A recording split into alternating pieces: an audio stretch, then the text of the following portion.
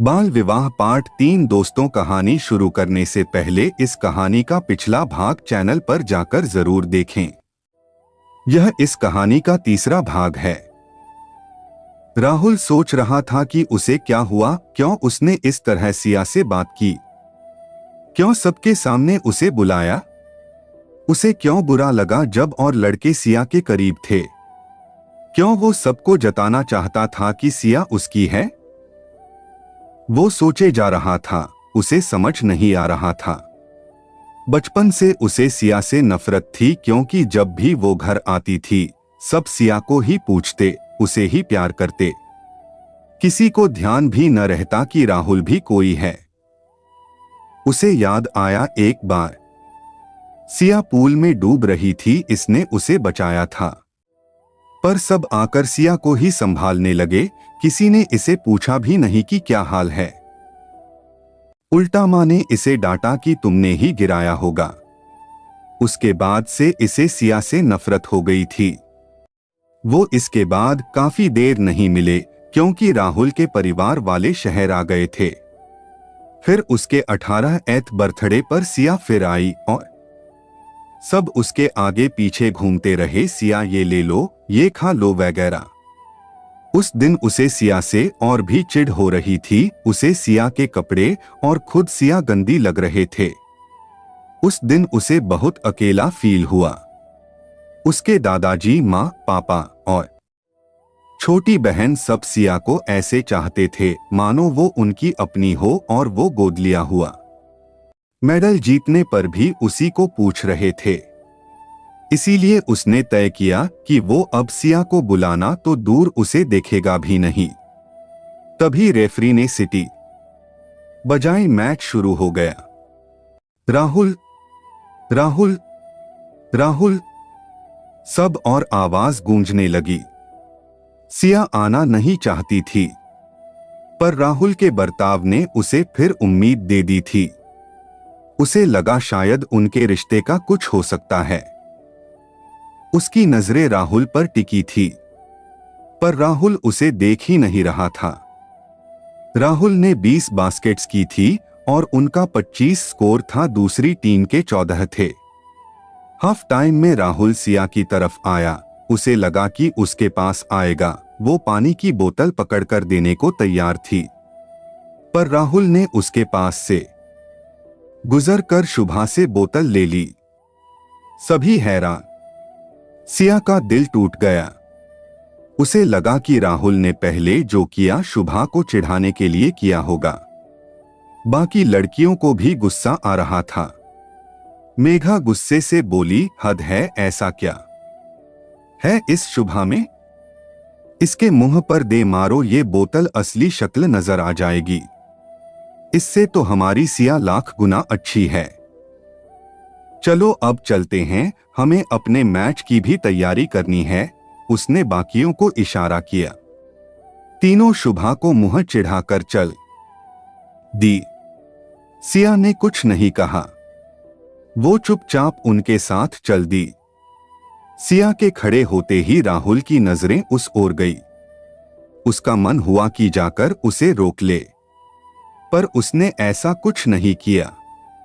वो पानी लेकर अपनी टीम के पास आ गया।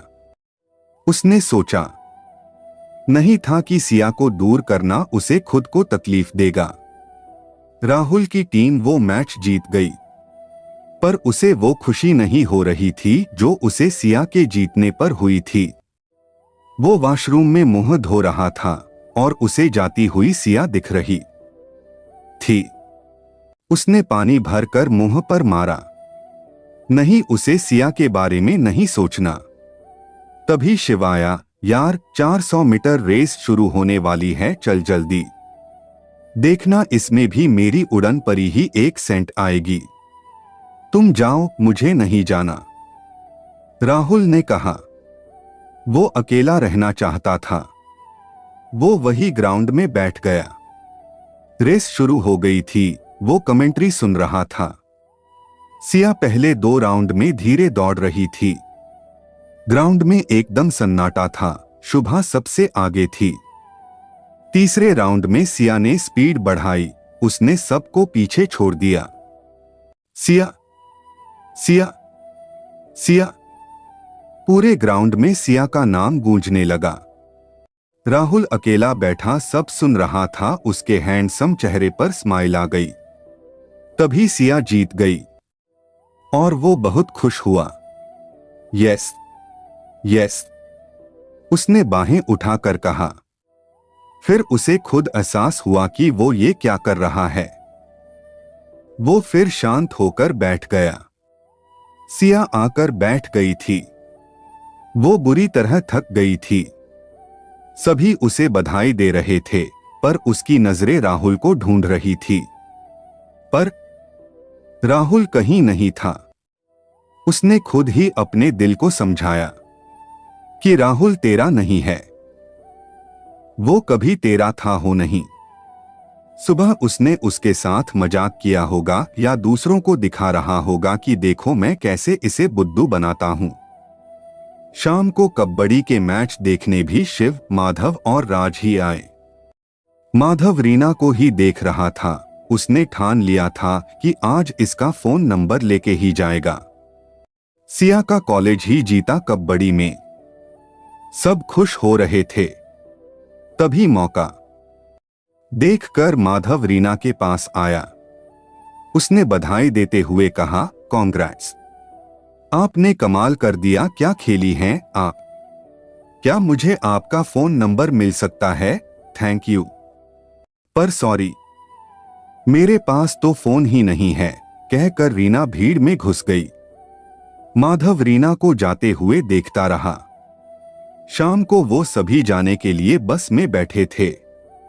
राहुल बस में बैठा खिड़की से दूर खड़ी लड़कियों में सिया को देख रहा था। सिया किसी बात पर जोर जोर से हंस रही थी। उसकी हंसी राहुल के कानों तक पहुंच रही थी। राहुल के चेहरे पे स्माइल आ गई। सिया एक मासूम बच्चे की तरह लग रही थी, बहुत ही नाजुक, बहुत ही प्यारी। उसका मन हुआ कि उसे पकड़कर चूम ले। वो जितना उसे देख रहा था उतना उसमें खोता जा रहा था। शिव उसके पास बैठा था, उसका ध्यान भी वही था। बोला, देखा, इतनी भीड़ में भी मेरी उड़न परी सबसे अलग दिख रही है। हाय, उसकी पायल की झंकार जैसी हंसी। राहुल अगली सीट पर सर टिकाकर बैठ गया, मानो सो रहा हो, पर असल में वो शिव के आगे आ गया था ताकि शिव सिया को न देख सके। शिव बेचारा उसे पीछे होने को कहता ही रह गया। इतने में बस चल पड़ी। सब लड़कियां राहुल को बाय बाय करने लगी। सिया ने भी उस ओर देखा। उसे लगा मानो राहुल उसे देख रहा हो। राहुल को बाद में एहसास हुआ कि वो सिया में खोता जा रहा है। उसे खुद पर गुस्सा आया। रूम में आते ही सभी लेट गईं। सिया सबसे ज्यादा थक गई थी। उसने टाइम देखा, फिर अपने पापा को फोन किया। हेलो पापा जी, क्या हाल है? अरे मेरा बेटा, कैसा है तू? हाँ जाओ, मैं आपसे बात नहीं करती। कभी खुद भी फोन करके पूछा है कि बेटा ठीक भी है? सब मतलबी हैं। आज तो मेरे बेटे का पारा हाई है। क्या बात है? देख, मुझे पता है तू ठीक ही है। और मिसेस ओबेरॉय का फोन आ जाता है, बता देते हैं तेरे बारे में। अब तू उनके पास है तो मुझे कोई चिंता नहीं। चलो छोड़ो इन बातों को। मैं इस बार भी 100 मीटर और 400 मीटर जीत गई। 100 मीटर में तो मैंने नया रिकॉर्ड बनाया है। कल रिले रेस है, परसों 800 मीटर वाली रेस है। देखते हैं क्या बनता है। पिछले साल ओवरऑल ट्रॉफी हमारे कॉलेज को मिली थी। इस बार भी उम्मीद है। आप तो पूछते भी नहीं, उसने पापा को राहुल के घर वालों की बात करने से रोकते हुए कहा। मुझे पता है मेरा बेटा हमेशा 1 सेंट ही आएगा। आज के लिए बहुत बहुत बधाई और आगे के लिए बेस्ट ऑफ लक। और हाँ, राहुल कैसा है? सुना है उनका कॉलेज भी आया था।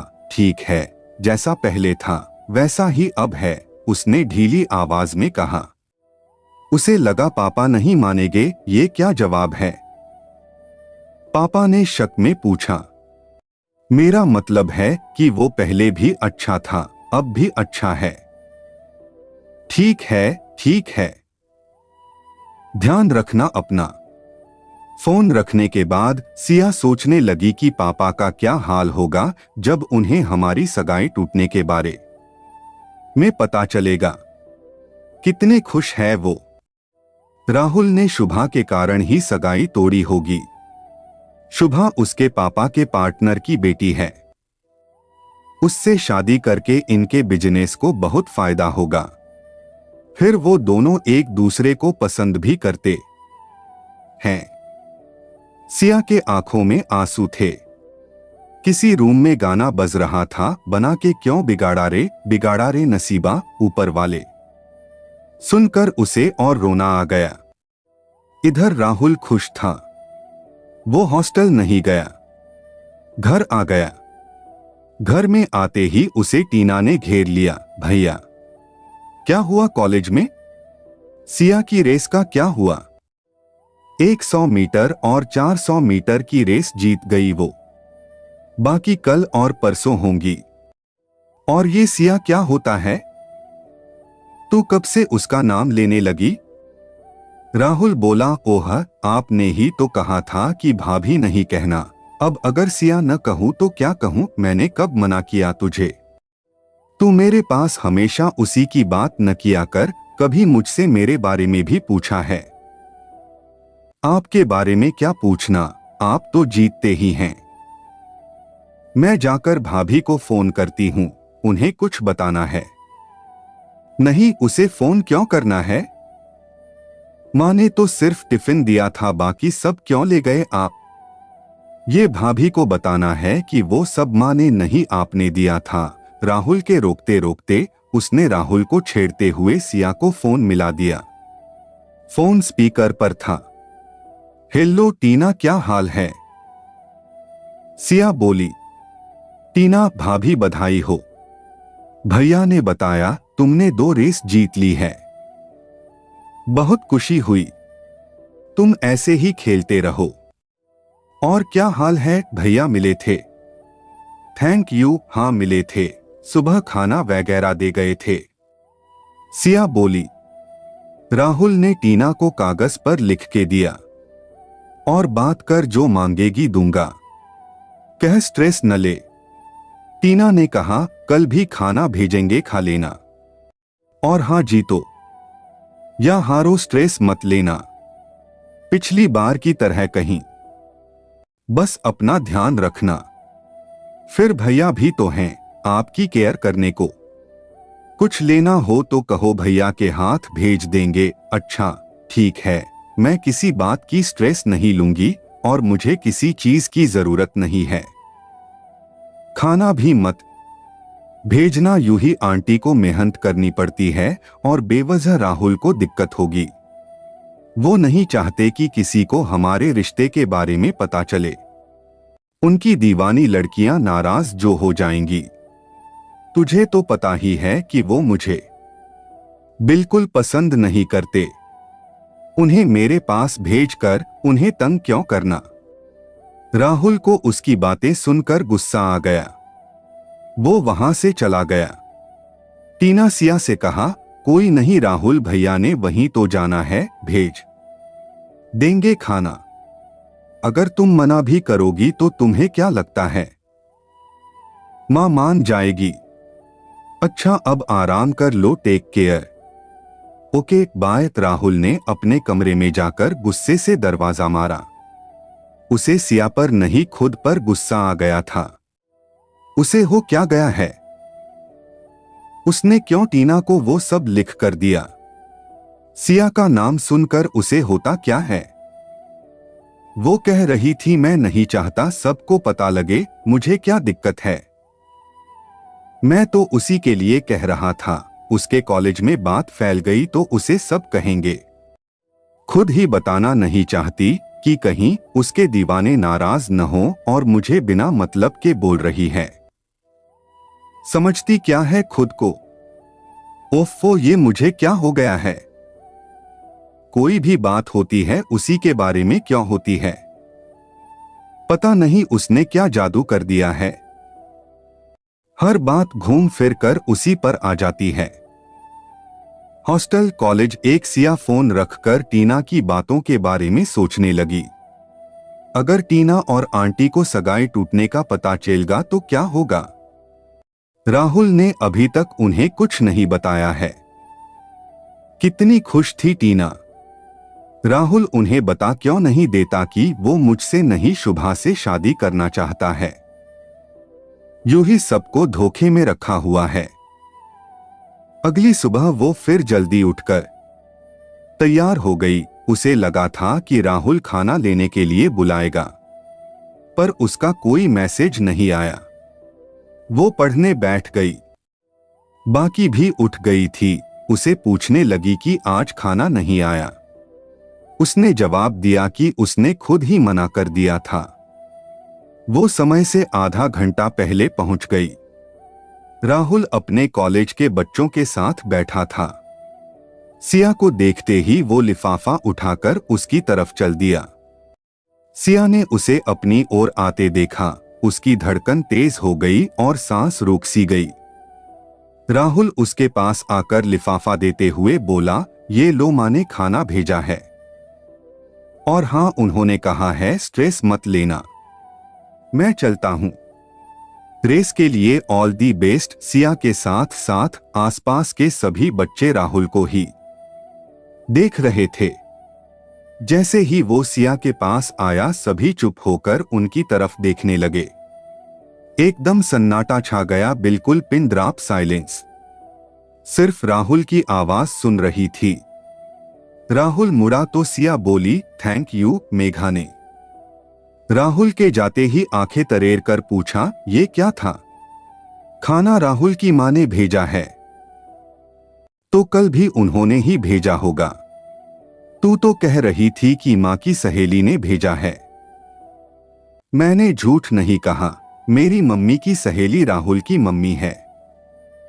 सिया बोली, ओह तभी। पर कल तो तू कह रही थी कि इससे तेरा कोई रिश्ता नहीं है, अब क्या? रीना ने भी याद करते हुए कहा, यार छोड़ ये सब, शुभा को देख कैसे जल गई। अपनी सिया उससे लाख गुना अच्छी है। हम यही तो चाहते थे कि राहुल शुभा के साथ न हो। दीपा शुभा का चिढ़ा हुआ मुंह देखकर बोली, हाँ सिया, सच्ची मैंने तो सोचा ही नहीं। बहुत अच्छा किया। अब तू किसी बहाने राहुल के पास जा, रही सही कसर भी पूरी हो जाएगी, मेघा ने सलाह दी। ये सब देख रहा था। वो भागकर शिव के पास आया, क्या बात है? लड़ क्यों रहे हो? राहुल बोला, लो जी, अब ये एक और आ गए। इन्हें लेकर यहां से दफा हो जाओ वरना मारेंगे बहुत। सिया हमारे कॉलेज की शान है, उसकी तरफ देखना भी मत। जाना है तो अपनी शुभा के पास जाओ, गौरव बोला। राहुल को बहुत गुस्सा आया। उसने गौरव को पीछे करते हुए कहा, ये क्या तरीका है दूसरे कॉलेज के बच्चों से बात करने का? हम सिया को बधाई ही तो दे रहे हैं। हमने कुछ गलत नहीं किया। सिया भी शोर सुनकर आ गई। गौरव, क्या बात है? ये तुम्हारे पास आना चाहते हैं, तुम्हें नुकसान पहुंचाएंगे ताकि कल तुम हार जाओ, गौरव बोला। ओह कोई बात नहीं, ये ऐसे नहीं है। फिर राहुल के पास आकर बोली, आप सबका बहुत बहुत शुक्रिया। इनकी ओर से मैं माफी मांगती हूं। तुम क्यों माफी मांग रही हो? गलती इसकी है, इसे मांगने दो, राहुल बोला। गौरव ने सिया की बाह पकड़कर पीछे किया। सिया, ये ऐसे नहीं मानेंगे, तुम पीछे हो जाओ। तभी राहुल ने सिया का दूसरा हाथ पकड़कर अपनी ओर खींच लिया। सिया गिरते गिरते बची। राहुल ने एक हाथ से उसे संभाल लिया और दूसरे हाथ से गौरव को रोकते हुए बोला, अपना हाथ इससे दूर रखना। शुक्र करो कि प्यार से बात कर रहा हूं, वरना लड़ना मुझे भी आता है। उसका चेहरा गुस्से से लाल हो गया था। गौरव उसका चेहरा देखकर डर के चुप हो गया। राहुल सिया के कान के पास होकर बोला, लड़कों से दूर रहा करो। मुझे तुम्हारा और लड़कों से बात करना पसंद नहीं। शिव, सिया, माधव, राज सभी हैरान खड़े देख रहे थे। तब राहुल शिव से बोला, अब विश कर भी दो, फिर अपना मैच भी शुरू होने वाला है। तब शिव, माधव और राज ने सिया को बधाई दी और राहुल के पीछे चल दिए। राहुल अपने हाथ को देख रहा था जिससे उसने सिया को पकड़ा था। उसके कानों में अब भी सिया की तेज धड़कन गूंज रही थी।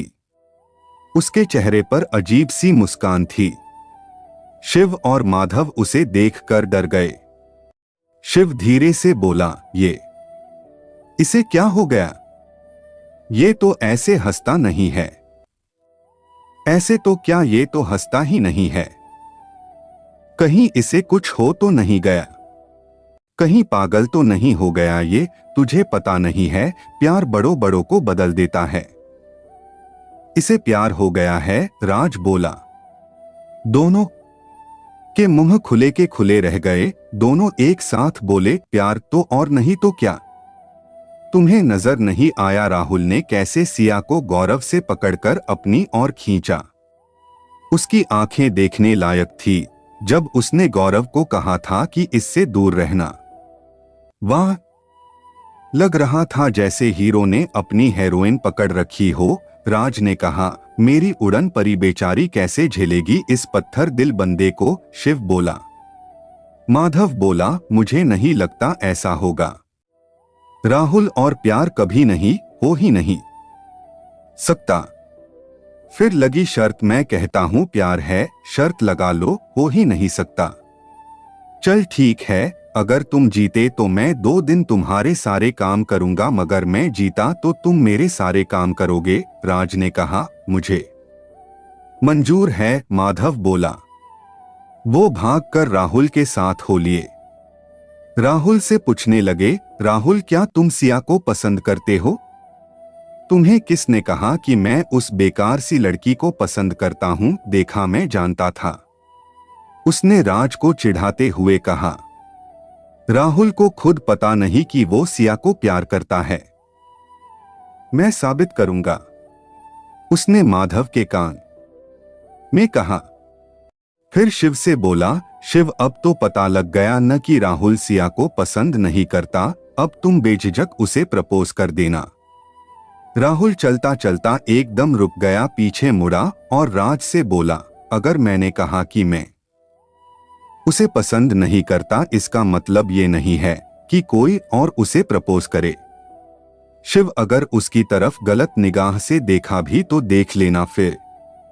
दोस्तों, कहानी के अंत में आप सभी से हाथ जोड़कर विनती करता हूं कि इस कहानी को अपने सारे दोस्तों के पास शेयर जरूर करें, ताकि हमें कहानी बनाने में मोटिवेशन मिले और हम आप सभी के लिए डेली कहानी बना सकें। और चैनल को सब्सक्राइब कर ले।